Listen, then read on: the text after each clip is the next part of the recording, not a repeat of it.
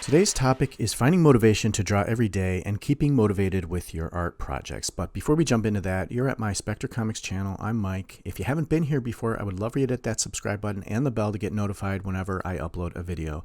And if you find this video informative and entertaining, show your support by hitting the thumbs up button and leaving a comment.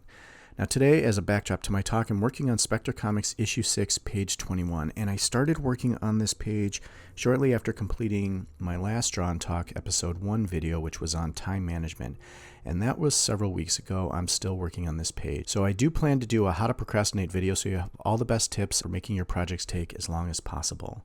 That aside, let's talk about staying motivated with your art. The first thing I would like to mention is you have to be a self-starter. Now, it goes without saying that if you're not a self-starter, you probably won't accomplish many things.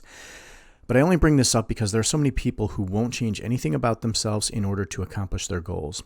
Now, you probably know somebody who says, I want to do this or I want to do that, but they don't change anything to make that happen. You need to do the things that need to be done in order to hit your goal. Now, once you complete one book or one art project, you now have a history of success, and you know that you can repeat that. And you build confidence in yourself, and confidence is motivating. You are the one that ultimately has to get it done. Now, it's nice to have people around you that encourage you, but ultimately, it's up to you to finish the job. If this is a personal project, no one other than you cares if you finish or not. If it's a commission, the person paying you cares because they're paying you, but that's a different level of motivation. But for personal projects where you are the one, you'll have to smack yourself around to keep that fire in the belly and get the job done. Another thing to think about is you got to find a reason to get excited about your project. And I'm not talking about the whole project, but aspects of it. You really should be excited about your project in general because otherwise, why are you doing it? But our minds are kind of strange. If in your head you're doing this as a hobby, it's just fun. There's no deadlines. You work when you want with no pressure. It's fun. It's relaxing to do in your spare time. But as soon as you set deadlines and your mind thinks of this as a job, it becomes work and our motivation slips and we can easily fall into that procrastination mode. It doesn't matter how much you love doing it. As soon as our minds perceive it as work, the motivation becomes less. I do not subscribe to the notion that if you make a living doing something you love, you'll never work a day in your life. If someone paid me to sit on a beach every day, drinking chocolate monkeys while being fanned by a hula girl with a giant palm leaf, eventually I'd wake up one day and say, the beach again? And the idea is that it's repetition. Doing the same thing every day without any change, without any advancement, leads to boredom. Boredom leads to lack of motivation. So you got to find things to get excited about. Maybe you learn a new technique or you apply a new skill or you do something differently to change it up. Things like that keep it fresh and exciting and motivating. Even if the project takes a long time, like this page is taking me a really long time. But I'm still motivated. I'm applying new things. Find a reason to get excited. And this leads right into our next idea, which is you have to push through the drudgery. Some of these projects can take a really long time. And look at this comic book. Look at this page I'm working on right here. I've been working on this one issue for a couple of years now, as embarrassed as I am to say that. There's times I want to quit, times I don't want to work on it. But the thing is, the reason I want to complete this issue is so I can make more books and stories. And I'm not just talking about the next issue.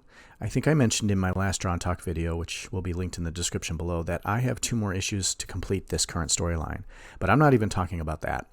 I'm talking about the stories beyond that. I've been working on this one single adventure for a very long time, many years. And I have several future stories that I want to tell as well. And Spectre was designed to have just continuous future adventures.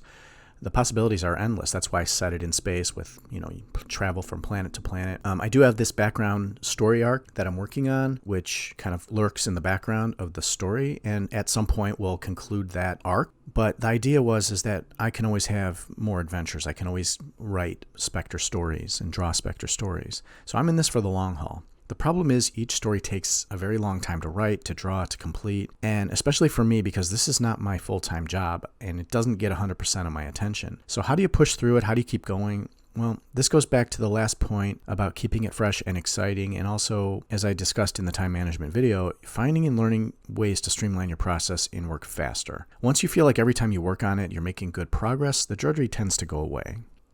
Another thing that might help you keep motivated is by creating milestones for your larger projects. Now, at the end of this long process, you're going to have a completed book or a completed piece of art. And by focusing on that, you have something to strive for to keep you going. But what if that end goal is just really far away, like really far? As an example, I originally conceived of the Spectre story as this very long single graphic novel. And as expected, it was taking me a long time to complete, like many years. I'm still working on it. But in 2015, my motivation changed, and I finally got accepted to Artist Alley at C2E2, which is the Chicago Comic-Con. All of a sudden, I needed something to sell at my table, and my book was nowhere near complete. But a friend of mine suggested that maybe it's a good idea if I break my story into smaller chapters and turn those chapters into separate comic issues. And at the time, I think I had half the story complete, and I was working on the next, let's call it chapter. So I broke the first half of the story into 4 issues, and I combined those 4 issues into a single graphic novel, which ended on a cliffhanger, luckily. And so that allowed me to have 4 different comics to sell, a larger graphic novel, and then I had some other miscellaneous art pieces and some other things to sell here and there. But the key was that it gave me these intermittent milestones, which allowed me to see progress by creating these checkpoints. So now each chapter or each issue became a checkpoint. Now, like, I'm working on issue 6 right here. I'm on page 21, as I mentioned at the beginning. I have 9 more pages to complete in this issue, and then I'll hit that next checkpoint, which is awesome. And by creating these milestones, I've taken a huge project that's going to take years to complete, and I've given myself some small victories and completed smaller projects along the way. It doesn't always apply to like a single art piece, but for something like this comic book, it actually works really well. Each completed issue or book is motivation to keep going. Another thing is you have to do this because you truly love doing it. Now, Spectre will end up being my life's work because I can't really conceive of a time where I won't be working on Spectre stories. But whether the outside world ever gets to read it or not, I write these stories and I draw these pages because I truly love creating and I love drawing my characters. Spark, my first character, came into being many years ago when I was a kid in grade school. I used to draw him around the edges of my notebooks. And when I was in college, I kind of wanted a little more out of it. I wanted to give him a backstory and I wanted to take him on a journey. So I wrote this little 10-page comic book, and as my wheels kind of got turning, it kind of turned into this like ambitious 75-page amateur comic book. And I say amateur because I had no idea what I was doing at the time. I didn't know how to write. I didn't know how to compose a comic page. I didn't know how to ink, format it properly, or print it to make it look like a real comic book. Needless to say, I did the best I could with what I had at the time. I drew it, I inked it, I printed it at my local Kinko's. And I even had them attach a spiral binding to assemble it into what looked like a comic book. And let me tell you, that book is terrible. Actually, it's terrible and embarrassing. But I truly loved working on it, and it was a great learning experience.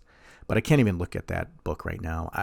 I know we're our own worst critics as artists, but that book's pretty cringeworthy. But I do plan on going back at some point and revisiting that story. The underlying story is not bad. It needs some tweaks, and I have more characters to add to it. But I want to reimagine that into something that I can actually turn into a better story, and maybe it'll be a future issue. But right now, that thing's going to stay in the vault. The final point I want to make is you really should learn the skills you need to level up your work. I mentioned earlier all the things I didn't know how to do, but over time I've gained skills to create a better product. I found resources to help me, and now in 2020 I have technology on my side which makes things easier for all creators. I'm using Photoshop, I have a tablet. I'm even taking some online courses to learn how to draw better. Although my art has improved by leaps and bounds since I started, I still feel like I lack any formal training, and I want to do the things I need to do to improve my art and drawing technique. I actually think it's funny because I've been working on Spectre for so long that if you look at the first issue and you compare it to this current issue, 6, that I'm working on, you can really see a difference in quality. I'm not saying it's offensively bad, but there is a difference. Now, reflecting back to an earlier point I made, learning new skills and applying them to your work can make your project a little more exciting for you, and you'll have the added bonus of getting a better end result. Doing higher quality work makes it more fun and keeps you encouraged to keep going and complete the project. That is all I have to say on staying motivated. We're not even close to finishing this page, but we've made some really great progress. If you missed it, go ahead and check out the Draw and Talk episode 1 video, which is on time management for artists. I'll have that linked in the description below. If you like this video, I'll remind you to hit that thumbs up button, and I would love for you to add your own ideas for keeping motivated in the comment section below. Glad you made it this far and sticking with me through the video. Subscribe if you had fun. Follow me on Instagram to check out my art, and thanks for watching. We'll see you in the next episode.